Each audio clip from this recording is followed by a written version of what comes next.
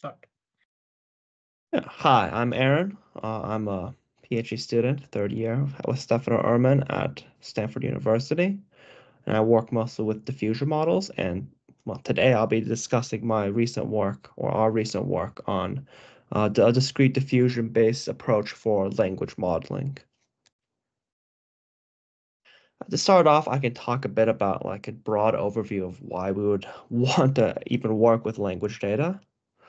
And this is due to our good friends at OpenAI, who have developed models such as ChatGPT, which have really taken the world by storm over the past couple years. You also have other competitors too, and generally this class of models is known as a large language model. And for a large language model, you have a pretty fundamental way of like doing things. The way of doing things is that you first collect some data set of language points, let's say x1 to xn, which is sample ID from some data distribution p data. And the goal of any like language like generative model more broadly is to learn some parameterized p theta, some neural network parameterized distribution p theta, which approximates p data. And finally, when you have all of this, you can generate some new samples, x hat, which is supposed to be novel samples from your p data. And if you want to really be able to sell it as a product, you want to have some sort of controllable generation. You can condition it based on the value of C, and then you can generate where C could be anything such as a prefix, a question, a class, a sentiment, whatever. And if you generate according to your P data, but you condition on this condition C, and you generate some new samples X hat, this will be very useful for your corporate application in the future. So the idea is for something like GPT-3 or ChatGPT, we can start off by collecting a massive data set. Let's say this ChatGPT data set here, many billions, hundreds of billions of tokens that are sampled from your P data. And then you can learn a transformer, an autoregressive transformer model that just parameterizes your P theta, and such that P theta, well, if your model's big enough, if you train it for long enough, then you can approximate your P data using this neural network transformer. And then finally, we can put it all together by, having some sort of prompt engineering work done, some RLHF work done, but at the end of the day, if I ask it to create an algorithm example for me in LaTeX, it will generate an algorithm example for me in LaTeX. And so we have this like general pretty easy setup, but the question is like why this is like even like challenging in the first place. And generally speaking, we can have this idea of like in our mind, we have this idea that discrete like probability values are very easy. Like we've taken our introduction to discrete math courses back all the way back in undergrad. This seems like a very like easy setup because for any discrete probability distribution that we've seen before, well, we kind of have this image of like this like coin toss game in our head, right? So if we flip two coins, we sum up the no, sorry, if we flip two dice and we sum up the rolls that we get this discrete distribution. And if we really wanted to learn this, we could like learn each individual component. There are only 11, and this feels like very simple.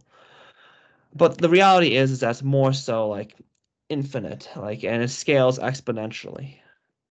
If we wanted to learn every single like combination of letters, this would be P of theta of A all the way to P theta of Z, which is an exponential many number of samples. And this is actually the key problem for any like probabilistic approach.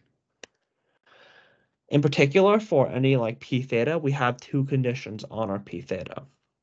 If P theta of x at every point x has to be greater than or equal to 0, which is an easy enough like condition to manage. We can just take an exponential. But the hard part is the fact that for any like distribution, we have to be able to sum up over all the individual components of the distribution. We have to be able to integrate it out. And when we take the integral of like, or the summation of all our like p theta of x's, then this has to be equal to 1. And this is just a mathematical necessity for any of our model distributions. The way we get about this is that we can parameterize something based off this kind of idea of an energy-based model. So instead of directly parameterizing our p theta, we can have some sort of f theta, which is our general neural network. It goes from an input to like any not just positive, but as any general real number. And then if we take the exponential of f theta, we divide this out by z, where z is just a summation over all the e to the power of f theta. Then if we can parameterize our p theta with this kind of setup, this will be like a valid probabilistic distribution. Now the issue comes in this form of this z, which is also known as the normalized constant, the partition function, or the permanent, depending on which field of study you're entering from, like physics or statistics. And generally with this z, if we want to estimate this, or if we want to like calculate it, it's basically impossible. If we want to estimate it, it's pretty highly numerically unstable. So that's like the fundamental issue with this energy-based model setup, is this z, which is basically impossible for us to like study for high dimensional like distributions. And as such, we really have to like simplify our approach. We only really have so far one approach that has been able to be competitive for large scale data, which is autoregressive modeling.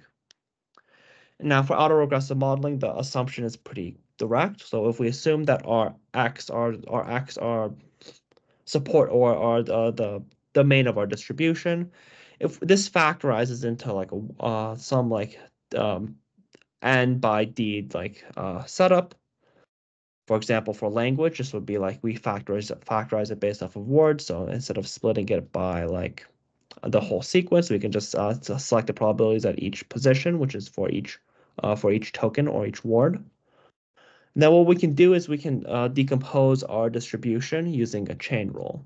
So if we have p theta of x, where x is our sequence, then if we write out our sequence as our individual components of x1 to xd, then what we can do is we can just model the probability of the first value, x1.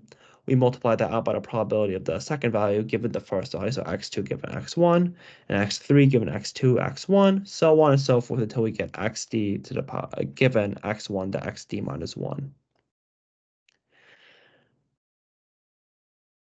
Okay, so yeah, the thing with this is that this is like a pretty like omnipresent way of doing things in like language modeling. So for language modeling, the way that we would do this is that we have some sort of previous words or context. And so in this case, is where are we? And then the idea here is that we can use this context to calculate the probability of the next word going. And so yeah, so basically what we've done so far is we've split like the probability of the entire sequence into a multiplication of individual probabilities, where each individual probability is the probability of each token given the previous context. And the reason why this is like nice is because it's scalable. And the reason why it's scalable is that we can just calculate the probability over each of the n values. So we calculate the probability components, and then we just like multiply them together. So we effectively we've turned our exponential problem into like a linear problem by doing so. Another thing is that if we have a sufficiently powerful neural network, which is, depends on how sufficiently powerful, but like certainly with a transformer, we can theoretically represent any probability distribution that we come across just by like with this like autoregressive like modeling capability. So in particular, there's no gap that's introduced by our like modeling assumption. And finally, it's like a reasonable inductive bias for natural language. This is pretty natural because since we read from left to right or right to left, depending on which culture we're from, but since we're reading in this order, we should be able to model our language in this order as well. Now, we have a couple of downsides. The first of which is that we have this idea of sampling drift, which is as we continuously like sample from our probability distribution, since we sample from left to right. Well, the issue is that we can like accumulate errors basically. So as we like sample, we can sometimes step out of distribution, or it's hard to like maintain our distribution like across like a long sequence. As such, what will end up happening with our systems is that they'll end up slowly but surely like degenerating, and eventually like you'll start outputting random noise because we're out of distribution. And there are ways to fix it, but they're all kind of a bit hacky. So some of these ways for the modern like autoregressive transformers are that you scale the distribution p theta, or you temperature scale it, or you anneal it in some way, such that you'll always pick like likely tokens instead of unlikely tokens, which will help with this degradation problem. The other issue with like this type of autoregressive model is that there's a natural way to control these, which is that you just feed in the context and then you have it be able to figure out the next couple words. But if we want really controllable generation, for instance, if we want to be able to fill it in like a middle, if we want to be able to give it like the front part of some like text, the suffix of some text, and we want to fill it in the middle for, there are many such applications that involve this. It's really hard to do this with an autoregressive model because autoregressive models just aren't like built to do this type of like generation. They're only built to be able to go from left to right. And is it? Oh, yeah. And finally, like we have this issue of like slow sampling speed. So the issue with any autoregressive sampling method is that we have to go from like x1 to x2 to x3, and each of these x1 to x2 to x3 models, it requires taking a new like step, and this new step requires running a bunch of neural networks. And the issue with something like this is that it's highly iterative. It's completely like we just iterate from x1 to x2. But the way that our like modern hardware systems work is that they want parallelization. So if we want to be able to parallelize our model, we want to like be able to like run a bunch of computations at once instead of like computations individually. And autoregressive modeling is just too slow, and it's this iterative process will naturally just slow it down too much, which makes it like very hard for this to be like used for like large scale generations, for instance. So we have these like issues with autoregressive modeling. Really speaking, like, the community has kind of been able to try to address some of these. But the reason why we've had to address this is because we don't really have any alternative way of formulating the probabilistic modeling like procedure, basically. And so if we rethink our issue, like so what is our problem? We can think of our problem as that modeling our p theta of x is extremely hard. And one way we can get around this is that instead of modeling p theta of x for each x, we can model like the ratio p theta of y over p theta of x. And now why is this like significantly easier? Well, if we go back to our like math, basically, we have our p theta of y over p theta of x. Well, if we write it out in our energy-based formula, we get something like this.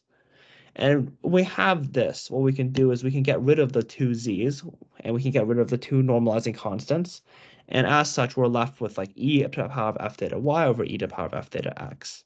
Now, what makes this nice is that a z is really the hard part of like our problem. And if we can get rid of, if we don't have to model that, if we don't have to assume any summation condition, then presumably this will like drastically simplify our like the architectures we can use. It will make it a lot easier for us to use our neural network with our setup.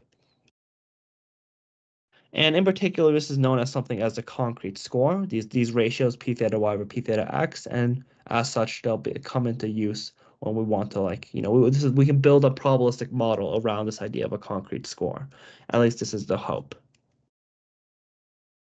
And this is called the concrete score because there's a deep connection with your typical score function in like your standard diffusion models. So at the left, we have the standard like gradient of log probability, the score function. And with something like this, we're able to like point to like higher and higher like probabilities basically. So this the function of the score function is that we can like move mass to higher and higher probabilities depending on our location. And similarly, for our like concrete score p theta y over p theta x here, yeah, we can use this to like move the higher and higher probabilities by like stepping to like local things that are like better. And in particular, like the way that like as the image suggests, like if we want to model p theta p of y over p of x for any two at y and x, this would be exponential again. But what we can do is that we can take a page out of autoregressive modeling, and we can look at our sequence, and we just model the p of like x1 to xd, but we change up one like value xi over our original sequence x1 to xd. And this is a much more scalable way of like modeling our system, or modeling our probabilities, and it's also as expressive. So if we can just learn these like local changes in like distribution, then that's sufficient for learning the whole distribution, basically. Generally, I'll write out the theory in this paper or in this presentation as a general P of Y over P of X, but empirically, yeah, I want everybody here to like think of like these ratios as like something like this, some like one position change like ratios, basically. And generally speaking, why this is nice is that we can like parallelize it heavily with a neural network. So we have an input sequence x1 to xd. We can push it through a sequence-to-sequence neural network, something like a transformer, so maybe a convolutional neural network, but just some general like sequence-to-sequence network.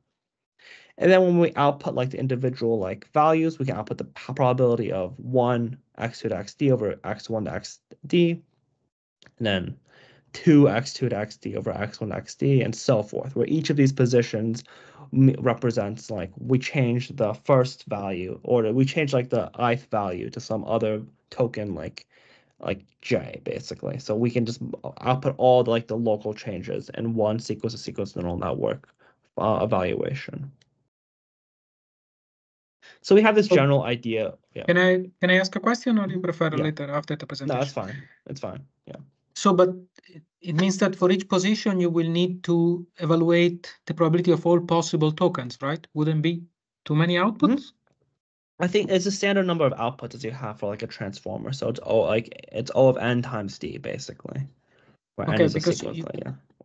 Okay, because for each token position, you will evaluate all possible tokens. Yeah, which is actually identical what you have in a standard transformer. Yep, basically. Yeah. Okay, thanks. Yeah, makes sense. Yeah, that is cool. Basically, you can use a standard architecture. And so like we have this idea of like being able to like have this concrete score. We can kind of model it with some neural network. And so the question is here like a 3-step process. First, we have to figure out how can we like learn this value? How can we like regress like this unknown quantity? Then we have to figure out how can we sample using a parameterized concrete score.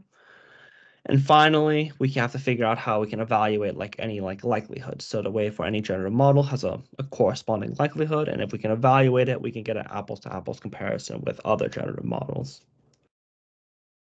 So let's talk a bit about learning the concrete score. So the way that we do this is with this idea. So we have this goal of learning S theta, such that S theta of X evaluates an entire like set of ratios. But we index at a value of y, and we want this to approximate P of y over P of x. And we need to have a principal loss function, which doesn't allow any negative values. It recovers a true value if we like minimize it. And the way that we do this, one thing, I'm a bit bugged that you call this the score instead of the log of it, the score. So is it just common because of course in diffusion this would be equivalent to the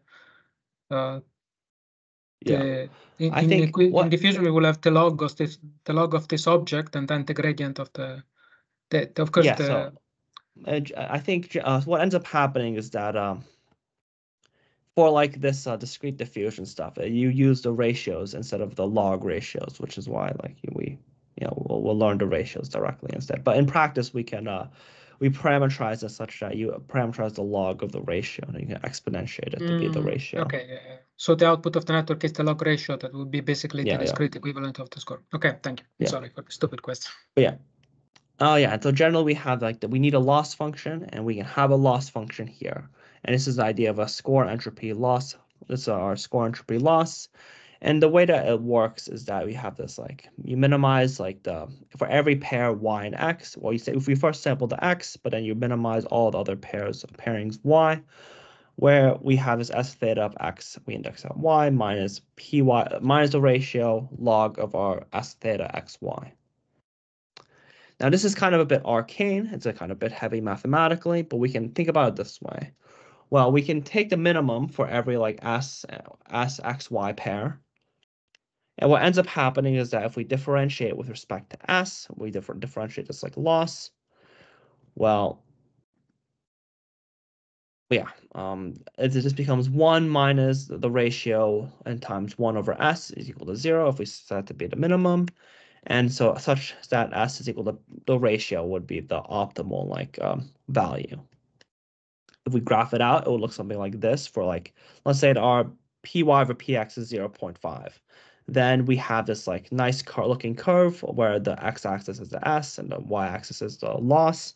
And as we can see, like if for each like pairing, this will, if we minimize it, then it will like recover this 0.5 perfectly as long as we like do our correct minimizations. Also, it doesn't go negative because it's a log barrier, so this is like also nice.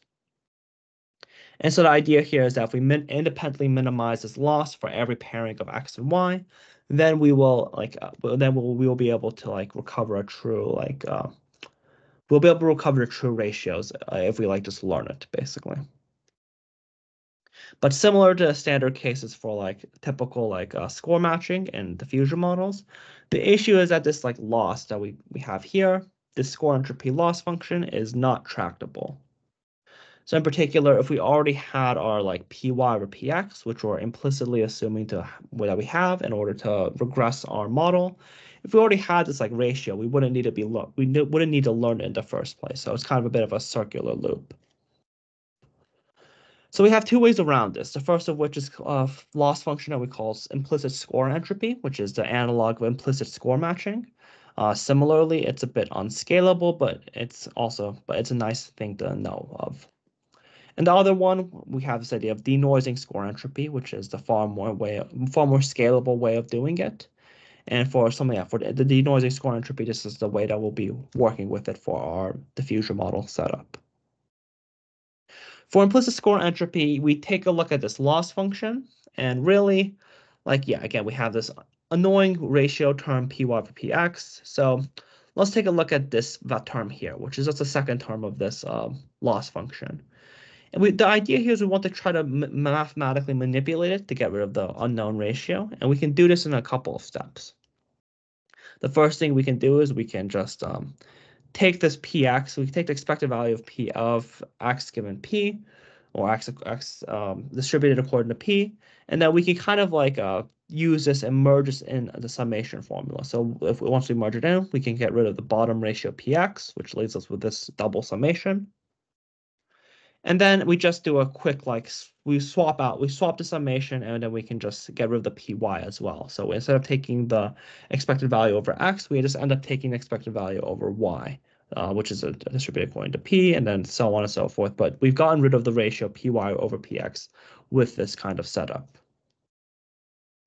And then once we have this like ratio, we can just swap the x and y. So instead of like, so we just like swap the notation a bit. And then by doing so, we can just we can get rid of the ratio entirely. So we have our initial score entropy loss here. And then if we just do this kind of trick, we can just get rid of the py over px, but we've swapped the log s theta xy with a log s theta yx. So we have our implicit score entropy loss here. And this is like kind of nice. We've gotten rid of the ratio. This seems like it should be like significantly easier. But the issue here is as follows, right? So we can sample our x using some Monte Carlo sampling, which is very scalable. We can evaluate our s theta of x once and index at the other y. So this is like kind of built into our neural network assumption, but this is very scalable because we just need to evaluate s theta x once. But the issue here is that we have this s theta of y term, which is like the hard part. So now if we want to like get it working, we need to evaluate s theta of y at all other like y basically, which is impossible. It's way too many network evaluations for one loss function setup. And as such is not scalable, so we have this idea of denoising score entropy as an alternative. So instead of like the other setup where we just have no assumptions on our distribution, if we assume that our distribution P is given by some convolution of some transition kernel and some base distribution P0 or P0, then what we can do here is we can take this like problematic term, which is given here.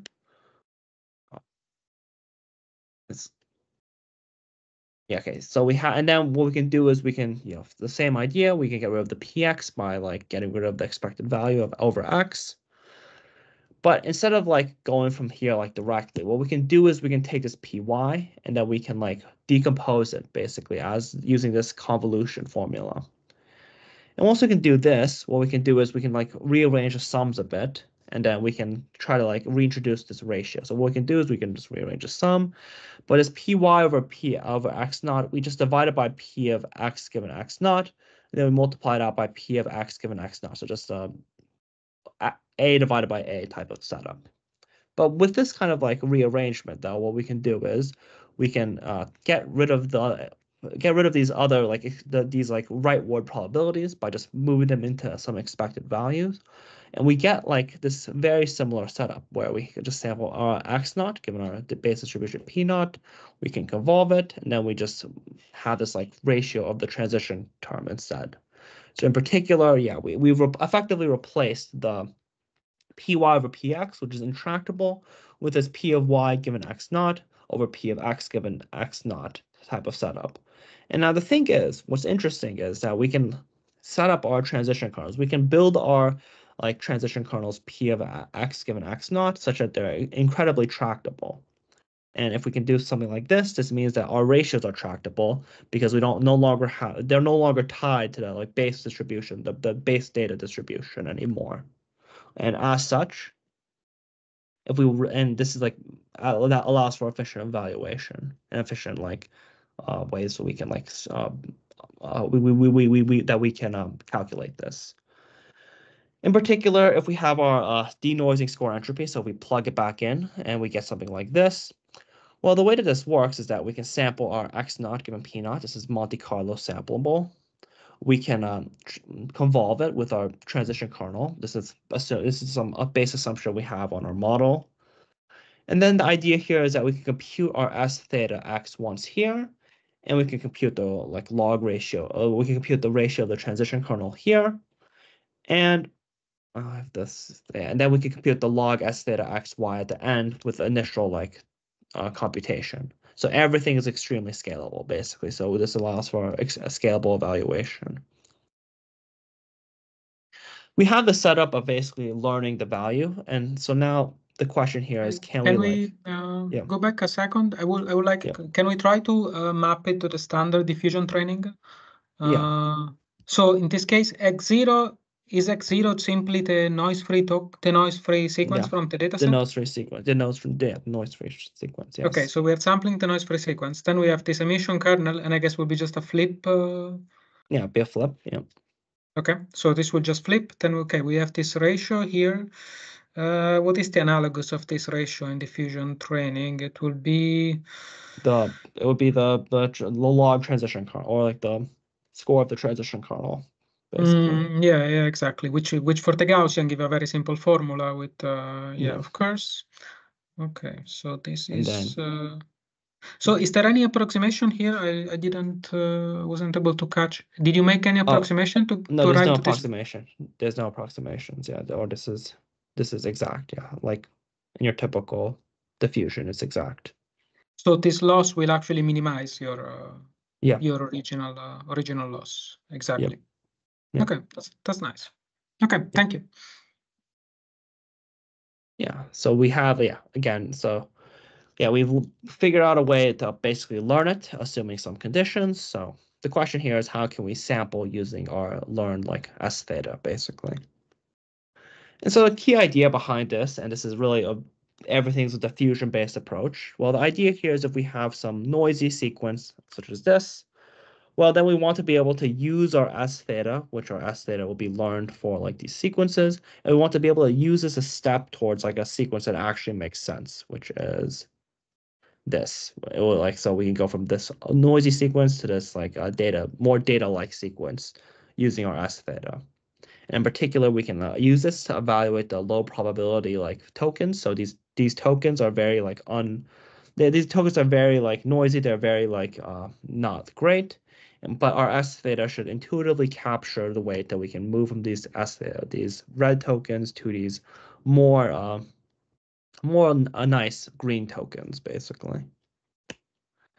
And this is very theoretically, this is like very even possible with just like no like noising process. But Yeah, so the way that we will do this is with like noisy distributions. So we have our top, which is our clean distribution, and then as slowly as we go like downwards, we will have like more and more noisy sequences. So this corresponds to kind of like our noising process as follows. So for P0, we set this to be equal to P data, and then we have some noise distribution where noise can be like, we can think about it as like, yeah, completely random at each position, for instance, which is P1. Then we can just we want to find a way to interpolate between like our P0 and P1 by some like way, but by some way such that P of 0.3 is more noisy than P0, but P of 0.7 is even more noisy, for instance.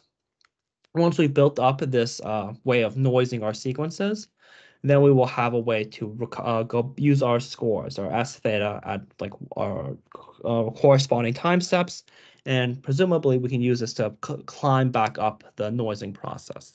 So then we can basically use our S theta 1 to denoise from our pure noise to our less noise distribution, and so on and so forth, until eventually we can recover our base distribution P0. And so the way that we do this is with this analog of like the diffusion, like an analog of like a score of stochastic differential equations, diffusion, whatever, which is called the idea of a continuous time Markov chain. So in particular, the way that we can write out our evolutions of P0 is with this following with this following like equation basically. So our so we can change our PT according to this linear differential equation where Qt is some like matrix, where Qt is a matrix. So remember that each of our individual PTs is some vector. We get because our state space is discrete, and then our Qt is some matrix that will map, that will go from like that will just basically n by n, and then if we multiply this out with our PT, then this forms a linear ODE, and this will form like a way that we can evolve our PT according to some like setup. And the intuitive way of thinking about this is that the columns of each of our Qt matrix, this controls how often we jump from state to state, basically. So in particular, we have the following Euler type of simulation setup. If we start off at some position I, and we want to jump to some like time t plus delta t, well, the probability of landing in a position j, given that we start off at a position I, well, this is equal to some like formula, but the only real thing that matters is that our Qt of ji, so at the jth column, ith row, or sorry, jth row, ith column. Well, this controls our jump transition from I to j, basically using our this delta t time step like simulation strategy. And yeah, as we have a couple of like canonical examples that we'll use for language setup. Sorry, we could quick drink of water. In particular, this top left matrix, this 1, 1, -2, -2 matrix, whatever. The way that this works is that this will the way that this like setup intuitively works is that this will flip our individual token X to a completely random token at each like step. So basically, this will allow us to go to a random noise. The bottom matrix is this off diagonal like setup where we have -1 on the diagonal, but we have this 1 at the bottom, and we like have this setup. And the way this works is that this will push our mask to an individual point. Let's call it the mask token, and as this will be like used for our masked language modeling setup. But yeah, this matrix will push us to our mask token as follows, basically, because the only way that we go is to this bottom token by definition. And the way that this works is that we can perturb, instead of perturbing a sequence by sequence, we perturb it by element. So basically each element will be perturbed independently to go to like with its own independent Q matrix. But this overall, like we have an overall like way of transitioning on our sequence to sequence level if we just flip the tokens individually. And so the way that this is set up is that we have one question. Yeah. Yeah. So is it, as far as I understand, is that you only perturb a single component of the sequence? Yeah, we perturb the components like simultaneously, basically. But It's just one component, as I see, for example, x1, and the only one that you modify is xi, right? You modify all of them independently. yeah, we modify all of them independently. Yes. Yeah, I was confused because of this hat xi.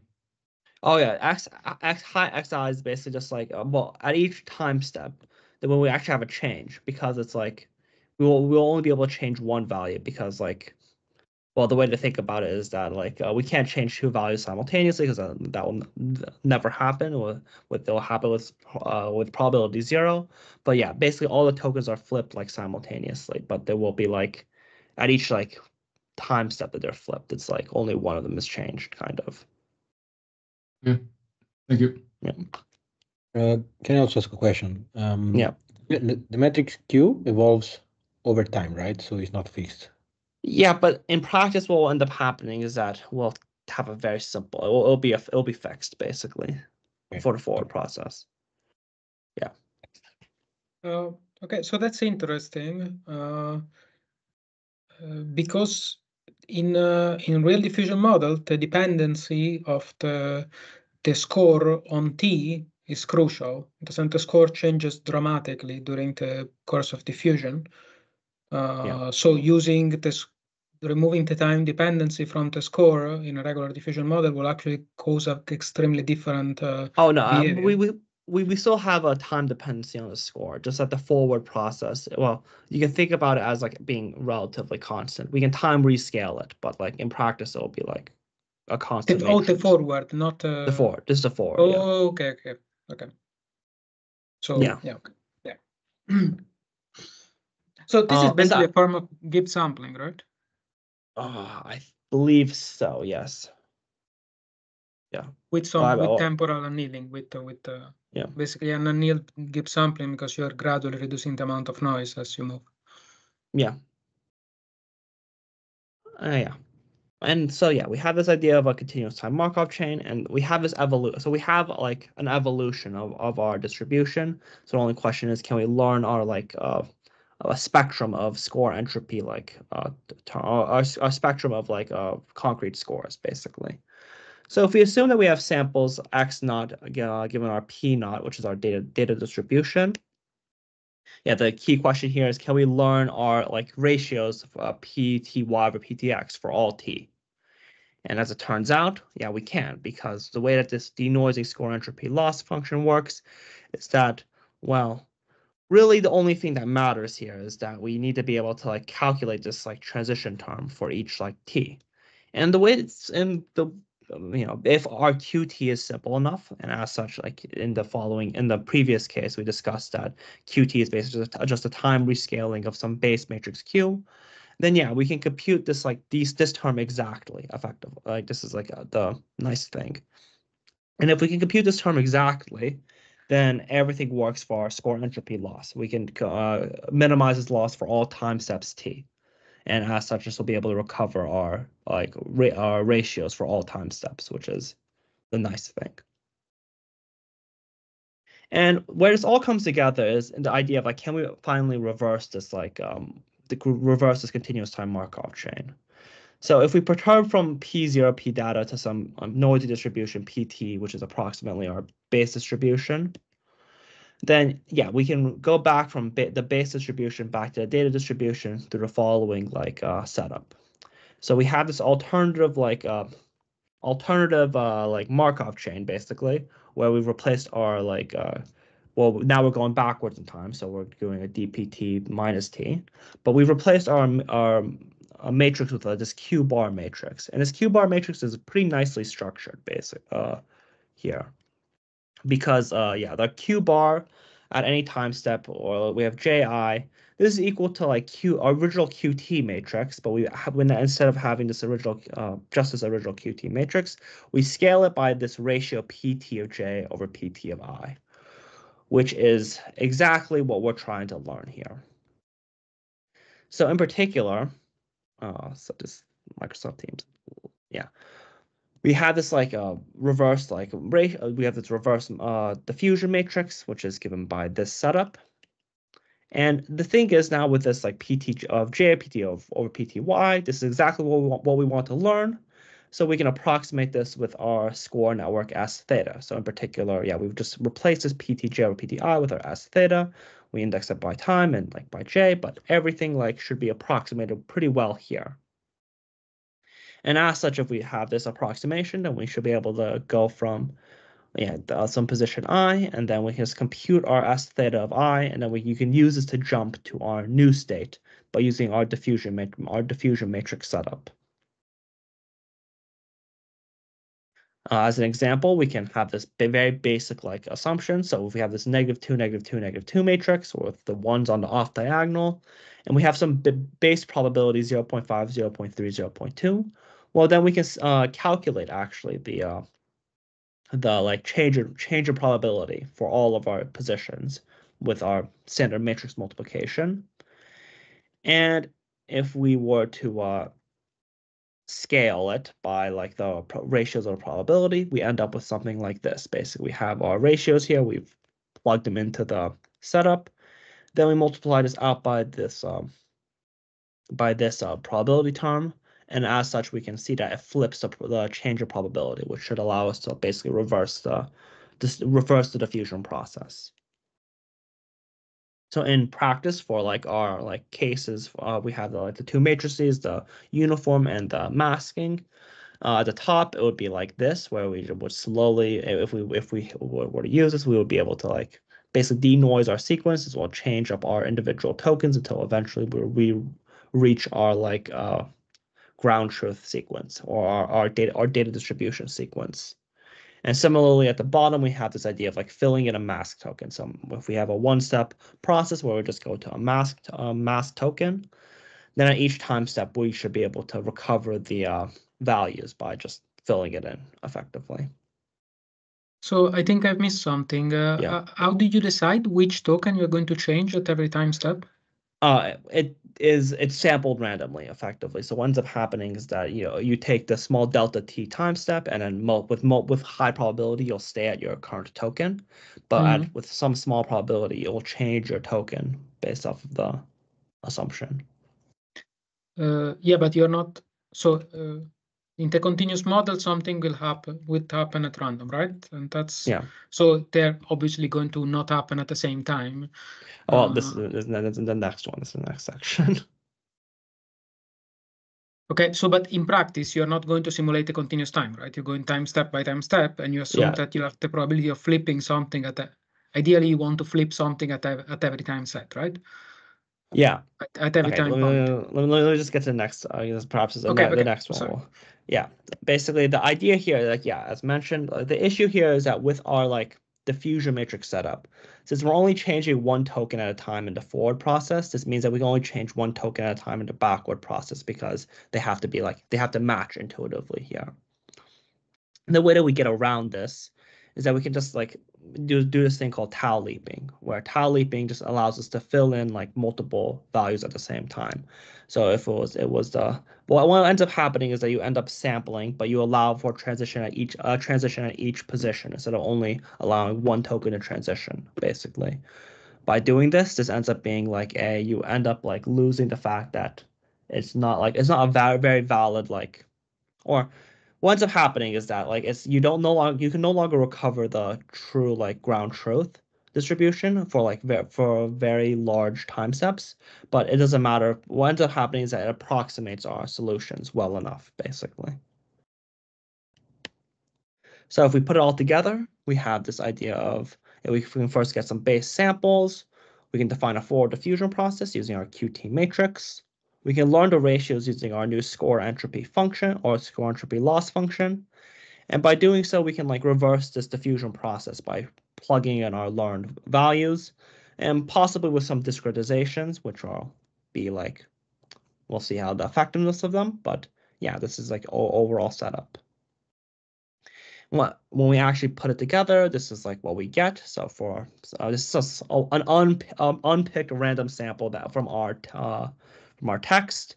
It's reasonably coherent, especially I think the thing to remember here is that our like our model size is extremely small here. Our model size is like 110 parameters or 110 million parameters or something like that, which is like this is extremely small. So I guess, well, and it seems to be reasonably coherent. Has reasonable long-term not long-term, but like large scale like interaction. It's coherent. There's some story that's telling here. And in particular, we can the reason why the model is small is simply because just budget and Compute. stuff like that, or there is some budget. issue in scaling it up? Budget. Okay.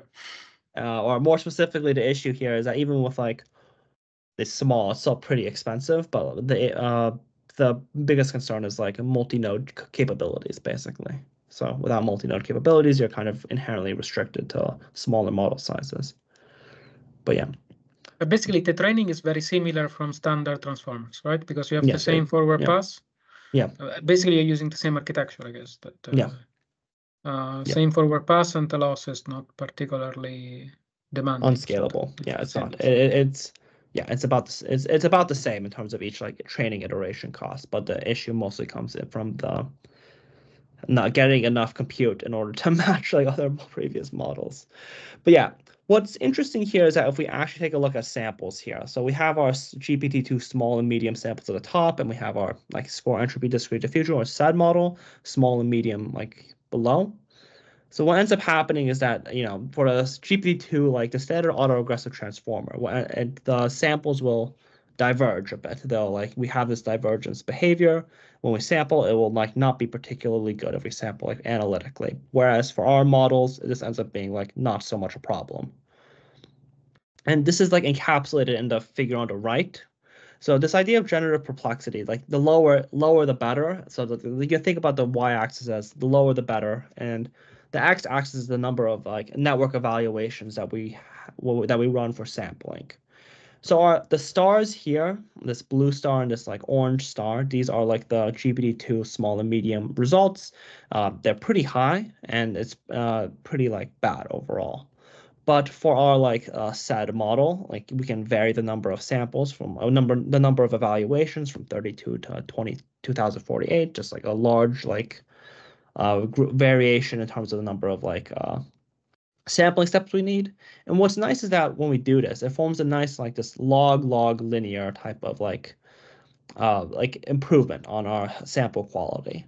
So basically, what ends up happening is that as we just run it for more iterations, it will get better and better. And in particular, like generally, like for all of these number of network evaluations, it's overall like more globally well structured. It's lower, it's just better quality, because we're using our bidirectional attention mask, which helps with the stability of the sampling procedure. So these are evaluations not during training. Those are evaluation during sampling. This is evaluation during sampling. Which is why, since autoregressive has a fixed number of like components, this is why it's only one point on the graph here. But we can vary the points and then get better sample quality. So of course there are a lot of techniques for speeding up sampling in standard in diffusion models. So do any of them can be extended into discrete domain? We'll see. We shall see. I mean, anything that can help push this curve down. So if we can just push this curve, well, I think here this is like this is like basically your like ground truth, or effectively approaching ground truth. Remember that since this scale is like exponential, like we're getting very close to like a ground truth here. But anything that can push the curve like down, basically, this will be very helpful for the practical applicability, because this will improve sample quality faster. But yeah, we have this like nice sampling. Just generally speaking, it samples better out of the box. And just generally, and as a result, it surpasses here's typical autoregressive transformer for quality and speed as a result. So do you have in your paper the comparison with other language diffusion? Like for example, I noticed once they just embed the tokens and then they just standard diffusion. Yeah, so it ends up being like better as well, more or less. So, we had a small comparison for like the small models, but like it ends up being like it ends up being like a bit better, yes, as well. So, or but quite a bit better. Yeah. do those other diffusions do better than the GPT-2 baseline? Really depends on which other diffusion. I think the best continuous model does do better than the GPT-2 baseline. The other other typical, your less like powerful models will end up doing a bit worse. And yeah, the other discrete diffusions also end up doing like around the same as GPT-2 and like or a bit around the same, a bit better, like at the 1024 like sampling step mark. Yeah. So why are those diffusion models doing better than GPT? Because I thought that the standard consensus is that in general, the autoregressive to be more data efficient for language. But now here it seems that at least for these small model sizes, the diffusion does consistently better. So But this is for like this is for generation quality. So I guess the thing for generation quality is that like we have the autoregressive like drift basically, which ends up being like the main like issue with autoregressive generation. So if you just drift because you've sampled a bad token, then this will cause like a bad generation overall. But isn't it just a standard way of isn't this generative perplexity the standard way to evaluate language models? You're thinking about this is not the loss curve. This is just one of the ways that we evaluate this is just one of the ways we evaluate the generation quality. But like the thing is with like autoregressive transformers, and this will come up like a bit like in the next section, is that you typically just anneal them very heavily, and if you anneal them very heavily, this improves the generation quality, but at the expense of like diversity or something. Basically, is the setup. Okay. So, but this is just yeah. This is just like a raw like metric base. This is if we just have a raw like simulation and then raw metric. This was like the trade-off or the benefit, so to speak. So, but the standard metrics will use the next token prediction, and this metrics is using the whole rollout to the whole rollout. Yeah. Okay. Yeah. So, but this sounds like more reliable to me, right? More close to what you are, because eventually you don't care about next token, right? You care about whole sequence generation. Yeah, basically. I mean, but yeah, basically. Yeah. Okay. Yeah, that's right. But yeah, and then we have this other idea of like conditional sampling. This is another key aspect of making this system work. And so the idea here is that if we have a token and a D token given in blue, which is like our like given tokens, and we want to fill in the middle two tokens.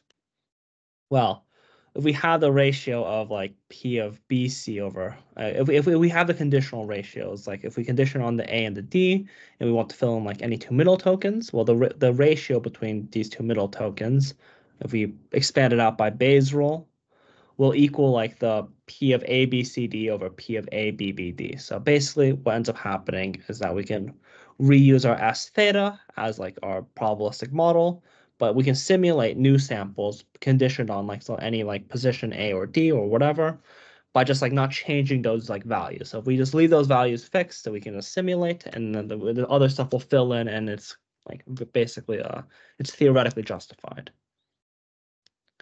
And as a result, you would put a blank. You would put some blank token that or mask. Mask, or like we would just end up like just don't change like the other like A and D tokens. We just leave them fixed, and when we want to simulate a change, we just like don't simulate a change, kind of. So, but how do you initialize the other ones? Well, by noise or mask or whatever. Random. Yep. Yeah, it's a random. Yep. And as a result, we can simulate conditionally. So here we have, at the top, we have 4 of the controllable generation strategies. So we can start off by just taking the front, and then we simulate the back. We can simulate by splitting up between like 2 parts, or just the back only, or somewhere in the middle. And as a result, we're able to get like reasonably coherent generations. Again, this is like a relatively small scale, and with our like infilling like method as described above. And the way that we like compare it is we can compare it like if we can do conditional sampling, we can compare it on these like typical metrics. So in particular, we have this idea of a MOV score metric, which is this generalized way of comparing like the generation quality. And we have our method, our sed like method. If we just prompt it with a standard left to right prompting, then it actually beats the best GPT-2 sampling method, which is this nucleus sampling with a 0.95 cutoff. And yeah, it edges it out slightly on this MOV score. And generally speaking, it also matches. It also gets pretty close with our typical like infilling like way of doing things. So if we want to infill instead, so we give the first 50 and last 50 tokens, this will end up being like also pretty comparable to our best GPT-2 sampling method. And as opposed, if we don't do any annealing, which is what we did previously for our method, yeah, this is a bit worse. So yeah, generally speaking, as such, we're able to match the best GPT-2 quality without using any hacks or any other general like tricks or anything like that. So, but can you actually do annealing with, because in the diffusion model it's less obvious how to actually do the annealing than in autoregression. You can still do it, but it is kind of we haven't tried it out for tests. Okay, because that could be an advantage of autoregression, that is kind of obvious how to anneal the probability, right? It's also we can also do annealing here. We could definitely also do annealing here. I guess the setup is that it's too much. And that will basically just strengthen increase the change in the flip probability. Yeah. Or you would do is you would just like basically it'll become more deterministic. It'll become less variable, and it's like you would have very similar like you would actually have a very similar setup with your typical GPT-2 like thing, but it's just kind of like we didn't test it out, but it's all this like we think a lot of the annealing strategies we can like apply out of the box basically. Okay. But I guess for this plot in particular, we just show that we can beat it without applying it out of the box yet. And yeah, so then the last part is, we have this, we can learn, we can sample, how do we evaluate? I guess I'll go quick because we're running a bit out of time. But yeah, typically we have this perplexity metric. This perplexity metric is basically a function of the log probability of your generated sequence. And it's a principled measure of the model ability, and it's a directly comparable metric. So we want to be able to report this. And typically, I have a bit of a question. Why this is just a likelihood, right? Why do they call that perplexity? Am I missing something? Is it different, or is it's just a likelihood? Yeah, it's just a likelihood. But perplexity comes from the coding theory setup, or something like that, in like language. Okay, but it's just computer vision. We will just say that it's a likelihood. Okay. Yeah, it's a likelihood, and it's your typical like loss function for your autoregressive model. And the way that we can do this is that with our denoising score entropy, we can compute a likelihood bound. Basically, that's the long story short. It's just weighted by this QT. This QT is an additional term that we introduce in the loss, but effectively this becomes a weighted version of our score entropy loss, basically. And so as such, we're able to like directly learn this. This is where this directly works with our previous like model setup. And as such, we're able to report a perplexity by just taking this like bound effectively by carrying over this bound. We can compute like the typical like comparison. We compare against our GPT-2 model, and what we end up seeing is that our model ends up being edges out the GPT-2 base model by a slight amount. So typically for GPT-2, you train on open web text, you report on these like held out test data sets, and as such, we see that we're able to beat it out for majority of these data sets effectively. That is the way to do it. It's also interesting because of course you're using a lower bound, so it's not. It's not. I mean, typically speaking, I mean, the thing that we've been saying is that typically this lower bound is around 10%. You end up getting around a 10% gap if you like, or maybe not 10, maybe 7 to 10%, which might be more than enough for the other data sets to catch up. But it's close enough. Basically, it's close enough, and it beats it out like slightly, basically.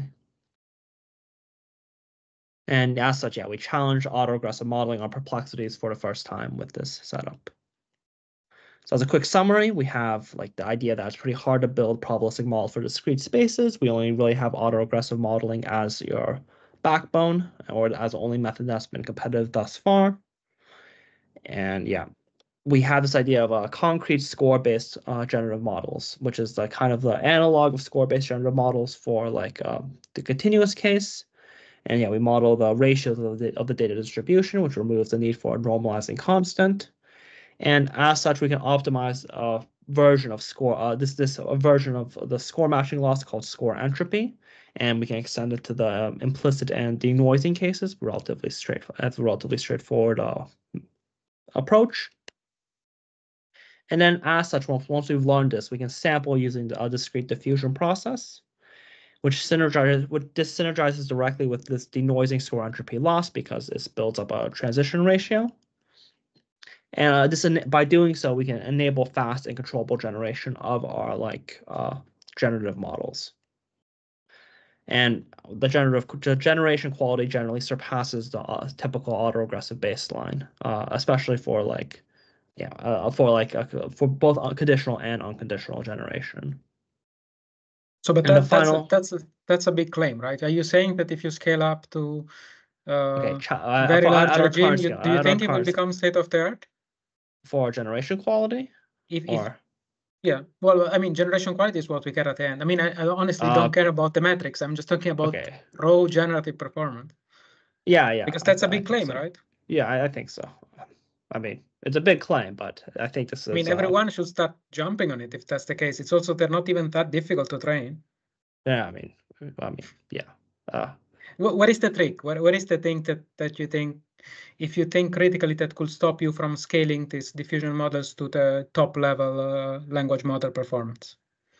Really, the issue here is benchmarking. So, I can say like the issue isn't so much with I think we can train it, and then eventually probably what ends up happening is that generation quality levels out sooner rather than later. So maybe a 7 billion parameter model is more sufficient for good generation quality, and that's pretty great because then we can have very good generation quality at small scales. But the issue is more so how do we benchmark the model? Because if you want to benchmark our MMLU, this is MMLU, which is the typical way that we benchmark these large language models. This is actually kind of so the way the MMLU works is that it asks you a question like, what's 2 plus 3? A, 5, B, 6, C, 4, D, 0. And has you output A, B, C, or D.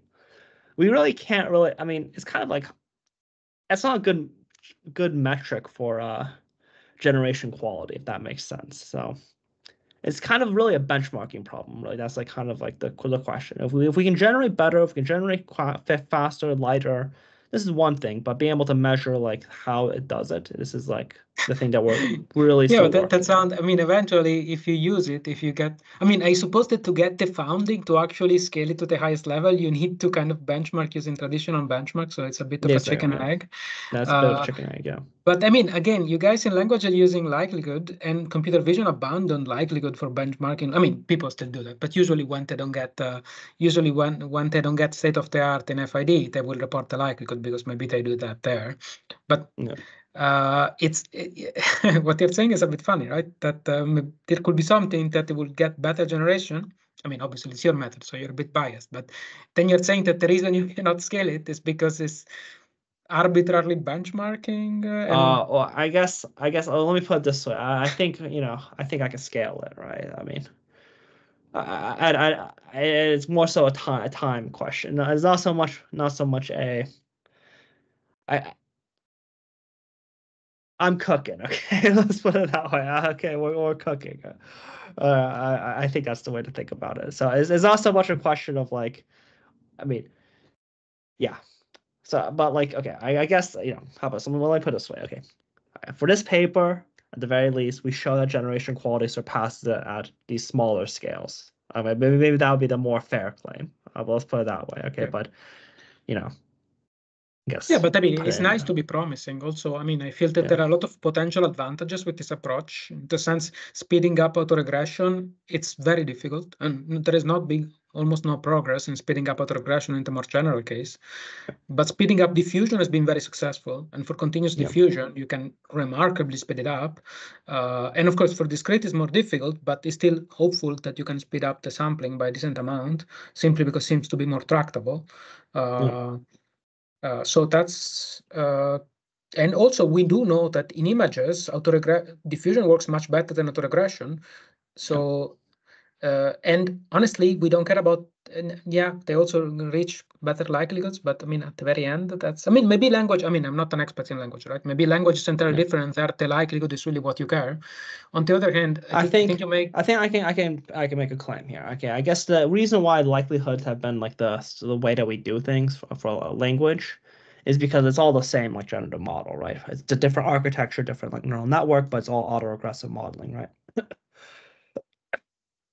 I think likelihood works great or it works pretty well as a, like, if you have two methods that are like trained with likelihood and that are the same like setup, they're both like the same like fundamental way of generating, then it makes sense that we should compare them. Like this is a good apples to apples comparison. But definitely for like generation quality, this is another question entirely. Yeah. I mean, likelihood is also in computer vision, people wouldn't train FIDs simply because it's kind of considered bad practice to train on your evaluation metric. Some people do it, but in general, it's good. One of the reasons FIDs are a good metric is because people usually don't use it in their loss. There is the saying, right? Things, when people start optimizing the metric, it stops being a good metric. And of course, likelihood is robust, and I can understand it in language. I mean, it has this kind of short-sightedness and say maybe you're very good at predicting the next word, but maybe that does not tell you enough about full rollout generative performance. It does not. In computer vision, we have this trouble, for example, that I don't know it's in language, but there is not separation between training and test set, and models are capable of memorizing, so it's possible at some point that we push the field towards full memorization, which is not happening yet, but this is something that we should keep in the back of our mind. Oh yeah, Abi, if I want to, I think the field in language has already turned to full memorization. if we're being honest here, I guess I think it's been like that for a while, so I would. But generally speaking, yeah, I think there's a lot of stuff to be done on this front. But tentatively, I'll say that the generation quality is better because it seems to like scale much better, or at the very least, it seems like you get more generation quality for your buck for perplexity, kind of, or even model size or whatever. But yeah. And yeah, generally, I guess the last point I wanted to make is that we have this likelihood bound, and then it surpasses GPT-2.1, at least for these smaller scales on the likelihood bound, and challenges autoregressive models on likelihood for language as well. Yeah. So what excites you? What is the next thing, except for scaling? Obviously, that should be the most exciting thing at this point. But in terms, how do you think that the model can be improved? What are the suboptimalities that you see here? I guess suboptimally. I guess in terms of training. So I guess it's a couple things, right? So the transition matrices I previously described this it'll take a while to go back, but yeah, these transition matrices here. Jeez. These are the ones we use in practice, and they're very simplistic, right? You instantly destroy information. And so I guess being able to like have a way to do a non-standard matrix, like a non-matrix like this, where you don't destroy information at each position, like at one step, this would probably be better, but we're still trying to get it to work, kind of. But this is kind of one suboptimality is in the transition matrices in and of itself. So I guess also. But if you make it more gradual, then basically you go back to continuous diffusion model on embedded space, right? And you don't want to go there, right? I mean, it would still be different because your mass would still be okay. I guess with the embedded models, so the issue is that your mass ends up like intuitively there's a bit of a mismatch between your discrete and continuous spaces. Here, like if you just like changed up these matrices to be like a different structure, right? You're still like it's still like discrete, so you don't like lose mass. Everything's accounted for. Everything like moves like correctly in some sense. So there'll still be a difference between this and your embedded like diffusion models kind of for language. Yeah. But yeah, this is one potential suboptimality is the fact that like these matrices we made them simple because that's what you need to do for these high dimensional like vocab sizes. But that's one thing. I guess also I guess as mentioned previously, we have this simulation strategy, which leads us a plot like this. It's nice because it's like log linear, but the question here is, can we push it down? I guess this is the other question. Basically, if we can push it down, then we should end up with a better like generation quality faster, basically, which is I think critical. a suggestion, talk to Yeah. statistical physicists, because basically you are Gibbs sampling a system. Of course, they're very different superficially, but there is a lot of literature about these kind of things. Yeah. It's just difficult to get a communication going with people very far away from your field, but I do that there is a very strong analogy between the system you're working with and systems that are very well known in statistical physics. Yeah. So I think it's a word. I mean, also for continuous diffusion, we're finding a lot of connection with thermodynamics and statistical physics. And of course, we're quite interested in the theory, but I think for this kind of case, there is just a lot of work that physicists have done for speeding up these simulations and these annealed simulations. Often specific approximation methods, just a lot of stuff, which is very specialistic, and it will take a long time to reinvent. And this is very familiar for a physicist, so that's it just. But and besides that, I guess the other question is, can we just scale? I mean, it's about scaling. It's all a scaling game at the end of the day. So being able to show that this method scales to higher like higher parameter counts, and we get something from scaling. That's another. So what is the challenge? If you had a very large budget, like let's say you start your startup with this scaling diffusion, and you get a large budget, do you see any barrier except for the money? No. The reason why it's like there should be like no real. I mean, okay, it depends on how much you want to scale, but I assume that this will scale reasonably well up to like the tens of billions of model size like parameters or parameter count basically. The reason why is because like the transformer model, like we already know the scales, right? I mean, we're using a diffusion transformer, which is the same thing that they use for the Sora model released or announced at OpenAI.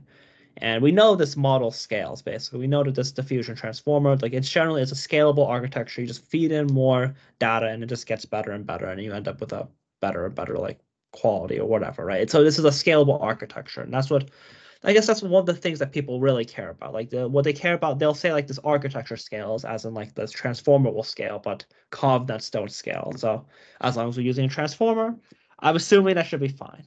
And this loss function is effectively a likelihood function, so there's no reason why like it shouldn't scale like your like autoregressive model scale. So we do have some results we didn't include in this paper for like a large model, and the scaling is about like for this metric here for these for this like setup here where we scale from small to medium. We can also have a large, and it's basically the same like setup.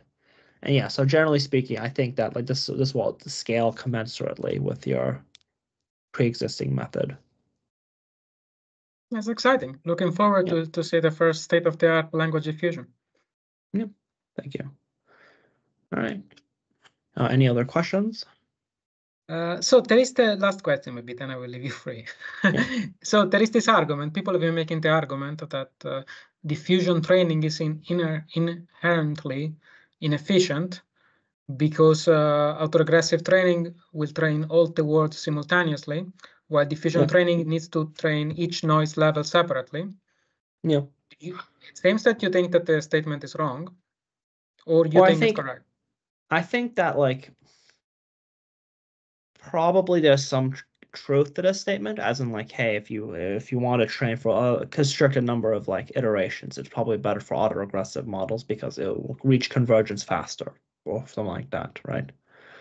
But I guess, my counterpoint to that is that you get more information from a diffusion, right? It allows you to see more configurations. This allows you to see more, like, you think about it as like data augmentation. Basically, you get way more like data for like one sequence, right? Because then you can say, oh, what happens if we remove this part? Can we still recover this other part? Or we have this other, like, this kind of thing. So this makes diffusion kind of like perhaps more. The way I would think about it is like, I think autoregressive model is more like compute scalable in the sense that you can like run it for smaller amounts of compute, get better results. I think it's probably true, but diffusion is most likely like better data scalability because it allows you to see more configurations, which is effectively a form of data augmentation. So also in vision, of course, that is very different. But in vision, one of the reasons why diffusion works very well, and I'm quite convinced about this, is that most of the time in vision, the data is defined on some sort of subdimensional manifold. It's simply not defined for the whole pixel space. What's happened is that if you train a likelihood-based model, the likelihood basically goes to infinity on the manifold. The likelihood is simply degenerate. The data distribution wants to collapse on the manifold. This is called like a phenomenon of manifold overfitting. And it means that since the loss wants the likelihood to be pushed to infinity at the manifold, it means that the loss is not very capable of modeling the distribution inside the manifold itself. Because it's a tiny correction over a divergence, and the divergence is the divergence of the likelihood on the manifold.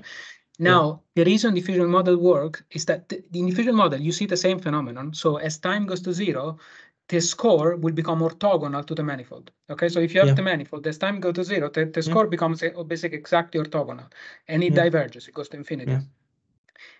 But there has been a time before of that in which the score spread the probability mass along the internal direction of the manifold. So in intermediate time, the probabilities start to spread to cover the internal probability distribution of the manifold. And when you go to later time, everything becomes orthogonal and everything gets projected back to the manifold itself.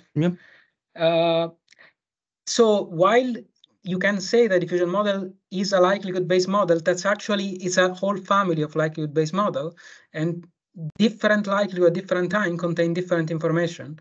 And there are situations in which if you just try to fit the likelihood like a normalizing flow, it will completely explode because the loss just because it's simply not capable of isolating these two processes, one fitting the manifold and the other fitting the distribution inside. So of course it's difficult. Language does not live on and things are discrete there. On the other hand, language occupies a small part. Language occupies a small part of the space of the data space. So continuous discrete remains of the fact that the probability needs to condensate on a very small sub-exponential part of the data space, and it could be that diffusion. We know that the diversity of diffusion is amazing, right? The diversity of the diffusion model, just it's quite spectacular. As you said, there is a big potential. There is a reason why it is. And the reason is that all this separation of noise level that kind of in the intermediate level, you cannot focus so much on correcting the details. You have to focus on the bulk, and that just gives you the kind of. So it will be quite exciting. There is the possibility, as you said, maybe if you scale up this diffusion on language, you will, for a very similar reasons, you will have a very much increase in diversity and in creativity, because this autoregressive model work very well, but if you use them for a while, everything starts to sound a bit the same, you get the GPT feeling, right? At some point, they keep giving you the same answer in one way or the other, and maybe due to the strong annealing, but the strong annealing, maybe it's a fix of something that is problematic, right? Yeah, basically. I think that's a pretty typical setup. Yeah, with GPT, it'll end up sounding this. I think we had some other experiment. We never included it in the paper, but we end up running it where it's like with GPT, if you do any annealing, it will like get a very like low like model likelihood, but it will end up sounding like very predictable kind of. When natural language is not very predictable, it has like bumps and spikes, and this makes it difficult, right? This what makes natural language like difficult. But diffusion more closely resembles natural language on this aspect if you look at the per token like loss, basically. So yeah, it's very likely that yeah, with diffusion you'll be able to generate like more higher diversity of sequences, and this will help you with something. Yeah. And again, the other thing you said is very nice. It's indeed controllability. Diffusion is very nice Yeah. to control, and I think we are there is so much to discover in terms of controllability of diffusion, because I think the way we control diffusion now, it's a bit rough. Yeah. We give kind of this constant control signal, but I think that you could actually control very specific time during diffusion and getting the same effect. Yeah. But it's the flexibility in controlling the diffusion process is because it's a process and you can control it at different time. And an autoregressive, if you do this control at different time, you're changing an individual word, which make it quite handy to actually do. Yeah. So very cool, very cool stuff. Thank you very much for coming. Really love the presentation, and I wish you the best luck for thank you. future if you're a PhD and scaling this thing up. Yeah. Bye. Thank you. Thank you. Bye. Thank you for having me.